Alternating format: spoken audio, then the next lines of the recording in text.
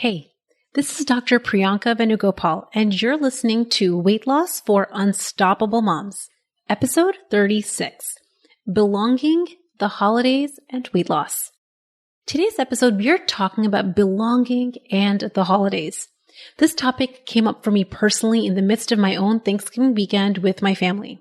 Listen, the holidays don't just last a few days sprinkled throughout the year. The holidays, when you really think about it and count them all up, is a real part of our calendar. So understanding how we are around the holidays and how it's impacting your weight loss goals is going to be so valuable. I cannot wait for you to listen to today's episode. It is such a good one. If you want to reach your ideal weight and create lightness for your body, you need to have simplicity, joy, and strategic decisions infused into your life. I'm a physician turned life and weight loss coach for ambitious working moms. I've lost over 60 pounds without counting points, calories, or crazy exercise plans. Most importantly, I feel calm and light on the scale and in my life. There's some delicious magic when you learn this work and the skills I'm going to be teaching you. Ready? Let's get to it. Hey everyone, welcome back. Today, I actually want to start with a little story time. I had this very, very specific memory come up last weekend when I was visiting New Jersey, where we were having Thanksgiving weekend with my family, and I was on a drive about to visit one of my friends. We're going to catch up from high school. And I had this very vivid memory come up that I really wanted to share with you. And it kind of sparked the whole episode that I'm sharing with you today, which is that feeling of belonging and connection and love that we want to experience with our family, our friends, and our loved ones during the holidays. I really wanted to share this specific memory with you. Let me bring you back to my youth from a time when I was about 9 years old. I distinctly remember it was fourth grade. And hold on, wait, let me actually back up even further because even before me telling you the story, you need to know a little bit more background about me. My parents are from India. And from the ages of 0 to 4, my parents only spoke to me in Hindi, which means when I started preschool, I did not speak English. I started preschool and there was one teacher who was of Indian origin and she spoke Hindi. She was able to help me out. But I remember so distinctly having so many feelings and memories where I felt other. I felt a little different. I felt a little excluded. And I remember this very common experience for me from a very, very young age that I just wanted to fit in and belong. I wanted to fit in and belong with the other girls in my class. And I remember around that time, this is now when I was 4 years old, I started to learn English. The teacher told my parents, you need to talk to her in English so she can learn the language. So of course, I started learning English. But honestly, being of Indian origin at this point in my life meant that despite me learning the language, I still had many things that were different about me compared to most of my friends in school. So I started speaking English, but the music that we listened to at home was totally different. At home, we were playing Bollywood soundtracks, and the food that I ate at home and the food that I used to bring into school was totally different than the food that my friends would eat and the food that they would bring to the cafeteria. I still remember my mom would send me to school with these coriander chutney sandwiches. I'm laughing at this memory. I mean, it's funny right now, but it was definitely not funny then. Coriander chutney, if you're not familiar, it's like a green, kind of gritty textured chutney that you put on a sandwich. I want you to really think about if you were not familiar as a child, if you were not familiar with what green coriander chutney was and you saw a kid eating a chutney sandwich, what you would think of that. I mean, I can look back with some compassion right now, but at the time, I was made fun of. Kids would look at me and be like, Priyanka, what is that green stuff on your sandwich? That's so gross. Ew. Now, I don't really think that children at that age are trying to be malicious. I mean, this is just a thought that I choose. I don't think that they were trying to be malicious, but I was just different. And I remember at that time in my life, particularly during this green chutney sandwich fiasco, I felt so embarrassed and I felt separated and I felt this need to defend it. I felt this need to defend myself and who I was while at the same time desiring to belong. It was a very, very confusing time for me because I enjoyed chutney sandwiches, but I also did not enjoy being other.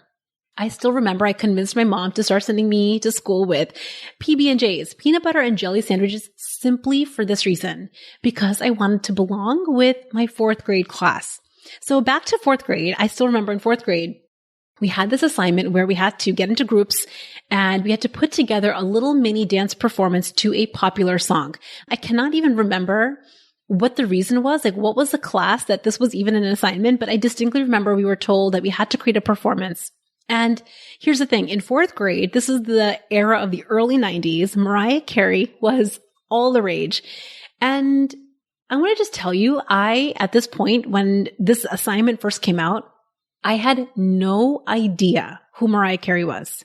Guys, I had no idea who Mariah Carey was. I had no idea what Dream Lover was, like none of it. I had no idea. Now, I want to tell you, part of the dread that I had in this assignment is I hated having to pick our own groups. Do you guys remember from back in the day when you got assigned onto teams, like you were being picked at gym for like being on a soccer team, or you had to get picked into groups, and maybe if you were like me, you didn't get picked anywhere in the first or the middle of the class? I was the kid, and at least this is my memory, where I always felt like I got picked last. And so one of the things that I dreaded is if I heard a teacher saying, get into groups or pair up with a friend, I remember feeling such dread because I would look around and just feel like I had no group to go to. Thankfully, in this specific example, the teacher assigned groups, and I remember I had the sweetest girl in my group. Her name was Jill. So Jill, if you're listening from fourth grade, you were so kind. Thank you for not making fun of my chutney sandwiches. But back to our story, we got assigned and Mariah Carey was our assigned song. Her hit Dream Lover. Guys, I felt so completely out of place because as I just shared, I did not know who Mariah Carey was.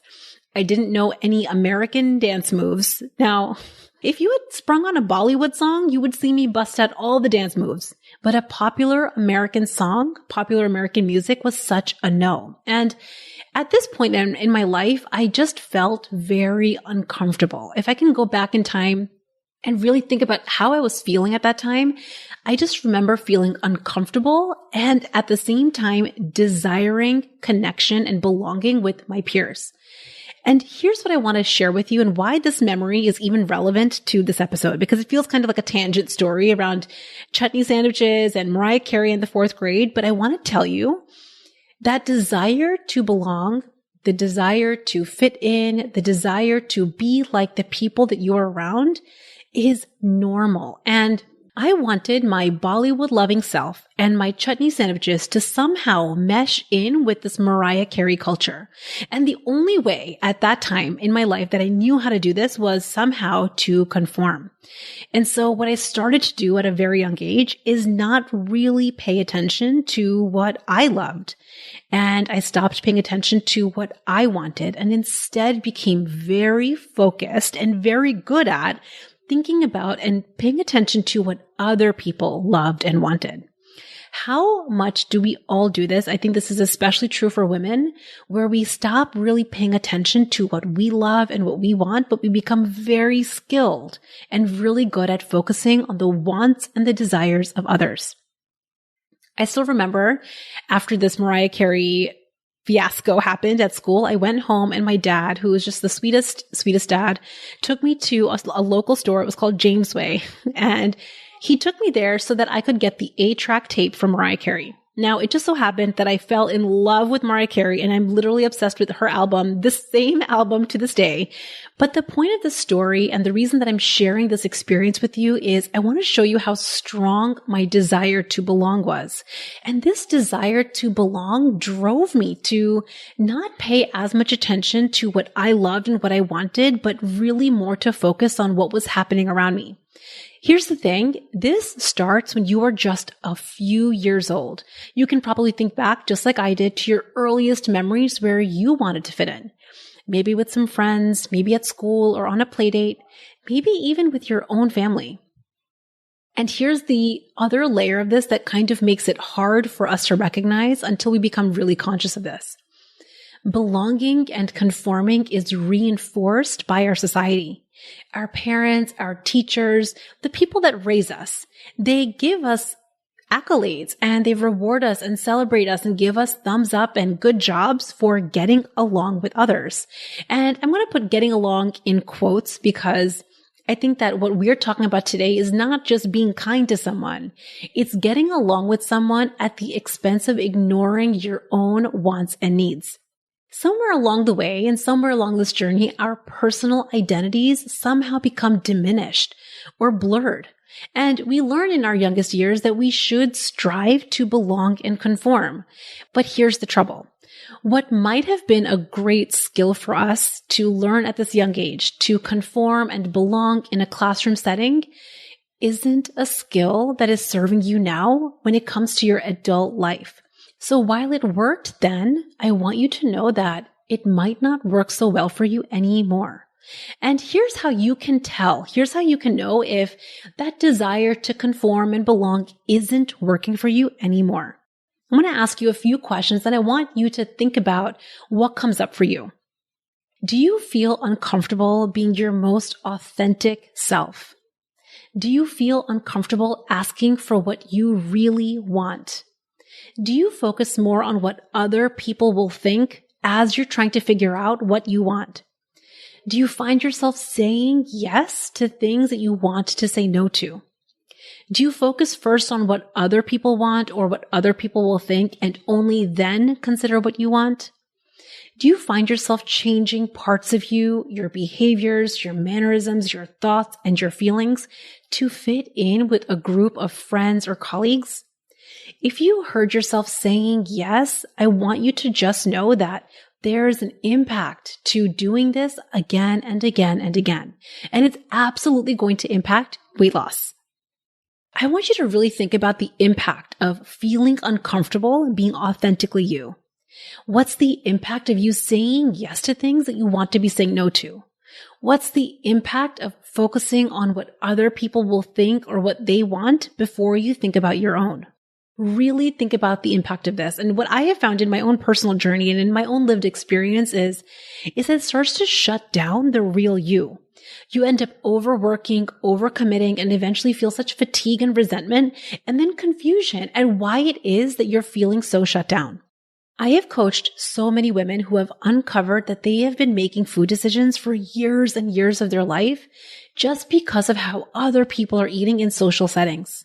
They'll eat past comfort. They'll eat foods that they don't even like simply because other people are eating it. Listen, if you've done this, I want you to know that it makes sense that you have, and we never have to make you wrong for having experienced this. But here on this episode, we are getting to uncover that we have this natural desire to belong with our peers, our friends, our family, our colleagues. And all that has happened is that we have intertwined food with it. Because belonging and food are deeply connected in our culture, and they are definitely connected in special occasions like holidays. Let me just say that again. So far in this episode, I've been talking to you about how we have this deep, intimate desire to belong. But the reason that this is a problem is because we have deeply connected belonging and the way we eat. They're intertwined. Just think about Halloween and Thanksgiving and every winter religious holiday, and not just the holidays between Halloween and New Year's Day. I mean every holiday. Any special occasion like a birthday or a special 3-day weekend are marked by special foods. We gather together and we dine together. Now, this wouldn't be a problem at all if we separated our desire to belong and connect from the way we ate, which is the whole intention of today's episode. I want you to know that you've just had years and decades of not having done this. I mean, my chutney example, while small, is a potent example. As a kid, I felt ridiculed and separated for having a different food choice. My food looked different and the way that I ate was different. I want you to think about how that translates to your adult life right now and how you eat during the holiday or during any special occasion. So let's break this down together. The thing that we really want is to not overeat. The thing that we really want is to reach our ideal weight. The thing that we really want is to never eat past comfort, ever. Let me just say that again. We never ever really want to overeat. So why is it that high achieving, brilliant working moms ever go against this? It's because we have intertwined eating with belonging. So what now? What do we do now that we know this information? We are not doomed, okay? So what I want you to first ask yourself is, how is it that you actually want to feel if you did belong? For me, if I could go back to that 9-year-old version of me, and if I asked myself this question, if we just imagined that you did belong with all of those girls in the class, if you did belong, how do you imagine you would feel? And for me, the most powerful emotion that comes up is acceptance and connection. I want you to really think about how putting food in your mouth actually has nothing to do with creating that emotional experience. The way that you want to feel this holiday season or at that next special event is acceptance, connection, maybe love. And putting food in your mouth is just a totally separate thing. Let's just really think about this. Between two humans or two groups of people, your friends, your family, your peers, or your colleagues, feeling acceptance, connection, and even love comes from your thoughts about them, and your thoughts about you with them. And the same is true for them. What if we could give ourselves complete permission to completely unravel food from that emotional experience and made them totally separate things? And then you got to choose. You got to choose the way you ate in a way that felt good for you. You got to eat foods that you actually liked. You got to eat when you're hungry and stop when you're not. And instead of trying to store specialness through overeating, which never works, you actually instead focused on creating specialness and connection in other ways. Seriously, so many of my clients tell me that they're able to be so much more present in their conversations, so much more engaged with their friends and their families. They can actually enjoy stories and be genuinely interested in what is happening because their brains are not so focused on the food. I call this real food freedom. And so here's the intention of today's episode. I want you to know that the holidays are a substantial portion of the year. So it's really important to not think about losing weight when it's not the holidays, because if you really count it up, you really saw how many days of the year it's considered a holiday. It is quite a lot.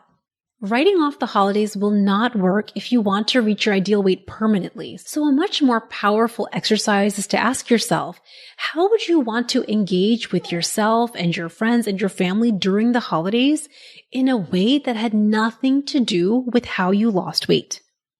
I think that sometimes we're under this limiting belief that we have to agree with the people that we're around to connect with them or feel belonging. Like if somebody's holding a glass of wine, then I need to hold a glass of wine. Or if somebody's holding a piece of pie, then I should have a piece of pie. And I think that we get kind of under this limiting belief that we have to be doing the same things or agreeing on the same things to connect or feel belonging with each other. And that's just not true. I mean, think about how limiting that is and how boring that would be if we were all the same. If we were all the same, if we all acted the same and ate the same and said the same things, how boring would that be? First of all, the world would be completely deprived of you being your authentic self. But how boring would that be for you? I want you to really imagine that it's possible for you to be your most authentic self, for you to discover your own opinions and your own wants, and to give it serious significance, and then act on them first before you start filtering through what other people might think about how you're eating. I think that this is a foreign concept because we've been so afraid to even consider any of this because we've been afraid of not belonging or being judged, being other than the group. I want you to really think about the worst case scenario. I want you to imagine that you get to a holiday and let's just say that you say no to a cookie platter and maybe someone looks at you with a little eye roll and says, "Oh, great. You're on that diet again?" Listen, there are going to be people like that in your life. There are going to be people that look at you saying no to a cookie platter or no to the second glass of wine that will roll their eyes at you. It's true. They're going to look at how you make your decisions and they're going to have thoughts laced in judgment about you. But here's what I want to tell you. That is about them. And it has nothing to do with you, which is seriously the most liberating realization that will set you up for so much success and freedom this holiday season. Do you really want to let someone that rolls their eyes at you saying no to a cookie to dictate how you eat the cookie? No.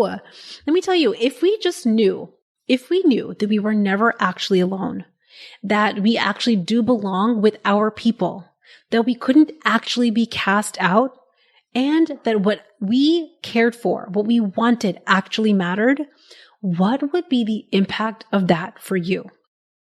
Now, I want you to know that doing this and recognizing this does mean change. You might notice that friendships or relationships change as you do this work, and I want you to know that it might feel hard at times. And also, I want you to know that it will be the best thing ever. This was hard for me because I always had thought of myself as the yay-saying people pleaser that struggled with being different than the crowd. You remember my story from 4th grade and the chutney sandwich. I mean, come on. I have this chronic desire to belong. I still notice it to this day. But we don't ever have to make ourselves wrong for that anymore. We don't have to make our desire to belong or to conform or to go along with the person that's rolling their eyes at us wrong anymore. Now, all you have to do is just notice it, normalize it, and validate it. Because you've had years of programming that has literally applauded you for really conforming to the needs of others. And in that moment, there's a moment of discomfort to challenge it. But here's what I want you to know. There's the discomfort in choosing yourself, in choosing your goal, in choosing what you really want. And then there's also the discomfort of conforming and not being authentically you. I'm always talking about how there's all the roads and they all have some discomfort. So instead of avoiding discomfort, what if we expanded our capacity to feel uncomfortable and then you chose the road that got you closer to where you wanted to be? This is literally the work that I'm doing with my clients inside the Unstoppable group. And I want you to know that reaching your ideal weight isn't just about the food. We discuss specific plans and strategies on day one. We talk about the holidays and vacations and birthdays and our typical working mom life. But more important than that perfect plan on paper is how you're going to engage with that plan and yourself as you implement it. This is why coaching is such a critical element of what we do together. We're talking about time, work, bosses, relationships, kids, worry, everything, and how your perspective about your life and all of the pieces in it are what drive you to show up with yourself. This holiday season, here is what I want to leave you with. It is normal that you have wanted to belong and feel accepted. It's normal that you have wanted it because it has been hardwired into you since you were your youngest years. And it's normal that you have tied that, your desire to belong and feel accepted, with how you eat.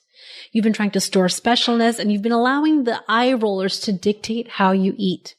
But here's what I also want to tell you.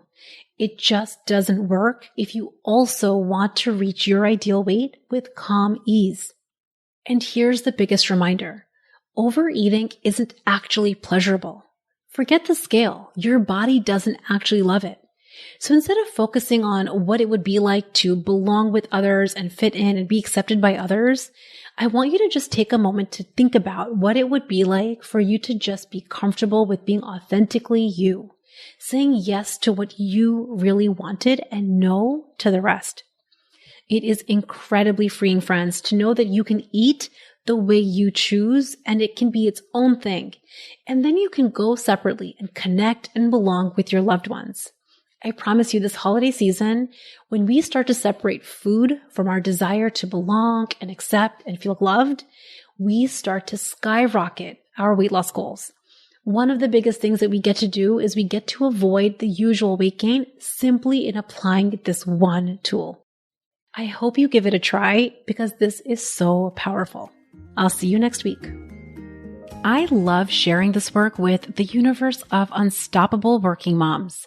My intention is that you start experiencing a lighter life while reaching your ideal weight. Really, it is the only way, and I teach this in the simplest, most lasting way inside the Unstoppable group.